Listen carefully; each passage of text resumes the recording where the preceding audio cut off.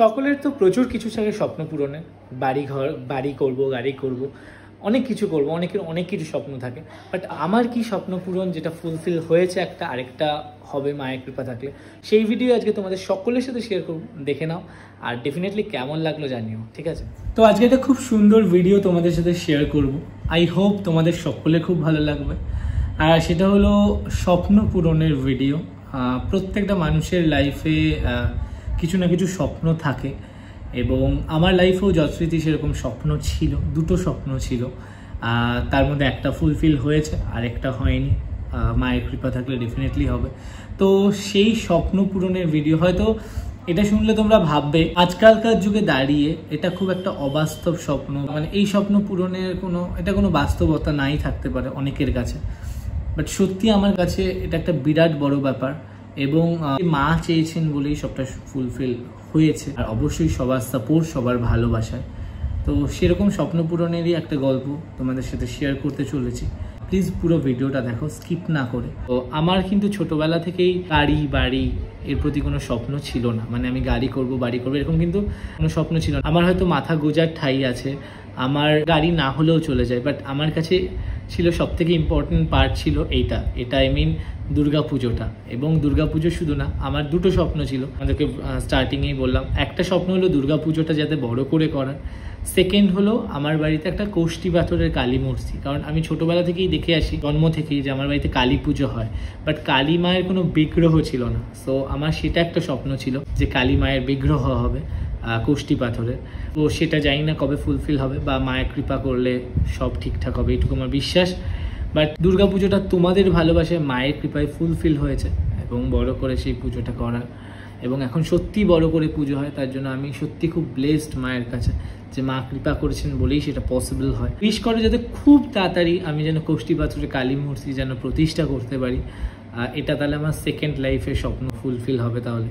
আর অবশ্যই আমি জানি যে মন থেকে যদি চাই, মনের ভিতর থেকে যদি চাই, মনের ভক্তি শ্রদ্ধা নিয়ে যদি আমি চাই, অবশ্যই মা ফুলফিল করাবেন। বেশ কিছু বছর আগে আমাদের যখন 10 বছর পূরণ হলো, 10 বছর মানে তোমরা জেনেই গেছো এর আগের ভিডিওতে যে দুর্গাপুজোটা কিভাবে শুরু হয়েছে, ওপার বাংলার পুজো এপার বাংলায় কিভাবে এলো বা কিভাবে স্টার্ট করলাম আমি।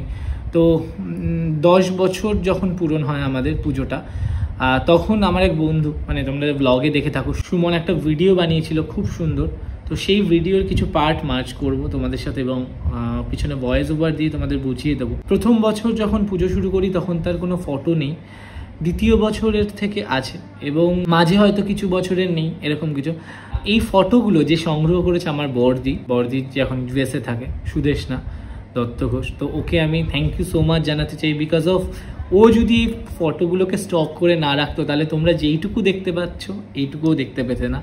অ্যান্ড এই ভিডিওটা বানানোর জন্য সুমনকে থ্যাংক ইউ বলবো। Suman, thank you so much, because of ও যদি এই ভিডিওটা না বানাতো তাহলে আজকে হয়তো ব্লগে মার্চ করতে পারতাম না।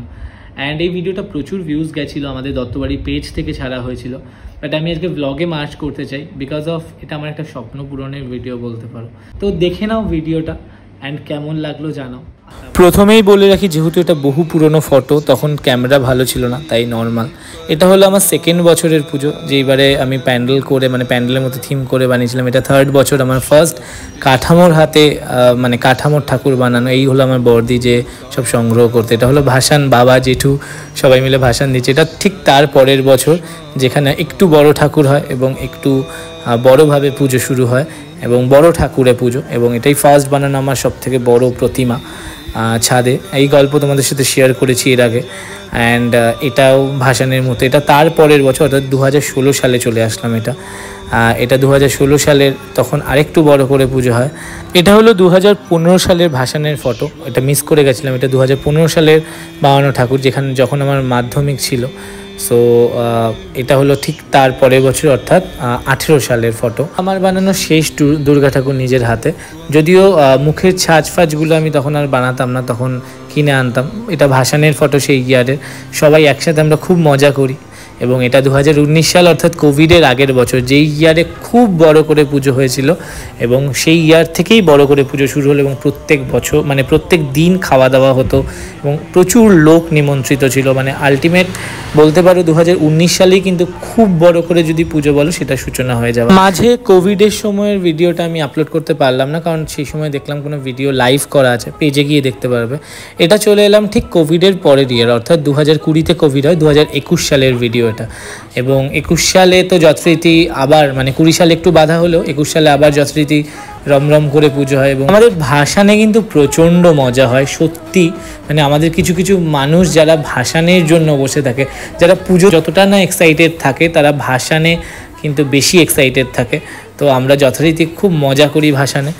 চলে এলাম 2022 সালের পুজো এবং 22 সাল থেকে তো যথারীতি 22 সাল বলবো না, 21 সাল থেকেই যথারীতি ক্যামেরার জন্য আলাদা কাউকে মানে আমার এক বন্ধুকে রাখা হতো, মানে ও ফটো তুলতো, রিল বানাতো। তখন রিলের এতটা প্রচলন ছিল নাকি জানি না, বাট আমি তখন ওকে বলেছিলাম জাস্ট ফর ফটোর জন্য। তারপরে এই ইয়ার অর্থাৎ 2022 সাল থেকে রিল শুরু হয়, রিলের জন্য ভিডিও শুরু হয়। তো এটা হলো 2022 সালের পুজো। এটা তোমরা যেটা দেখছো মেবি আরতি, অষ্টমীর আরতির মোমেন্ট। এবং সেইবারও যথারীতি খুব বড় করে পুজো হয়। এটা চলে আসলাম এবার গত বছর অর্থাৎ 2023 সালের পুজো। 23 সালের পুজো খুব মজা হয়েছিল আমাদের। বড়দি এসেছিল, বড়দি অনেক বছর পর 19-এর পর আবার 23-এ এসেছিলো বিদেশ থেকে। এবং আমাদের বাড়ির 2 নতুন সদস্যকে নিয়ে আমরা 23 সালের পুজোতে মজা করি এবং সেটা সত্যিই খুব মজা হয়েছিল। তোমরা যারা ভিডিও দেখেছো 23 সালের তো আমাদের পুজো ভাইরাল হলো, এবং যারা ভিডিও দেখেছো, যারা ব্লগ দেখো তারা জানবে 23 সালে দত্তবাড়ির পেজে যারা আছো 23 সালের পুজো কতটা সুন্দর হয়েছে এবং সবটাই তোমাদের জন্য। তো কেমন লাগলো এই ভিডিওটা, কেমন লাগলো মোমেন্টগুলো ডেফিনেটলি কমেন্ট করে জানাও। আর প্লিজ ভালো না লাগলে গালিগালাজ করো না, তাহলে কোথাও মনে হবে আমার যে মাকে অপমান করা, ঈশ্বরকে অপমান করা, কারণ এটা তো পুজো রিলেটেড। হয়তো নাই লাগতে পারে এই মোমেন্টটা, মানে কারোর হয়তো অবাস্তব লাগতে পারে, তো কারোর কাছে হয়তো ভ্যালুলেস লাগতে পারে ভিডিওটা, কোনো ভ্যালু নেই ভিডিওটার, বাট আমার কাছে অনেক বড় ব্যাপার। এবং আই হোপ আমাকে যারা ভালোবাসো সকলের খুব ভালো লাগবে আর সকলে খুব সাপোর্ট করবে ভিডিওটা। ভালো লাগলে শেয়ার করে এই কারণে, কারণ অনেকে আছে আমার মতো এরকম পাগল, এরকম অনেকে আমার মতো এরকম স্বপ্ন আছে যাদের মাকে পুজো করা, মাকে প্রতিষ্ঠা করা। সো অন্তত শেয়ার করো এবং তারা যেন এইভাবে এগিয়ে যেতে পারে, মানে তাদেরও পুজো যেন এইভাবে বড় হয়। তো এইটুকুই প্রার্থনা করব আমি। এবং আমি জানি যে মন থেকে যদি চাও, মন থেকে যদি ঈশ্বরকে ভালোবাসো ডেফিনেটলি হবে। তোমরা আরেকটা উইশ আমার যেন ফুলফিল হয় সেটাও প্রে করো। আর প্লিজ কেমন লাগলো জানিও কমেন্ট করে, ঠিক আছে? তো চলো টাটা। আর আরও এরকম গল্প প্রচুর গল্প শেয়ার করবো, তার জন্য ব্লগগুলো দেখতে থাকো। ভালো লাগলে ডেফিনেটলি শেয়ার করো আমার এই ছোট্ট স্বপ্ন পূরণের ভিডিও। আর আশীর্বাদ করো যেন মায়ের কৃপায় মাকে নিয়ে এইভাবে এগিয়ে যেতে পারি, ঠিক আছে? তো টাটা।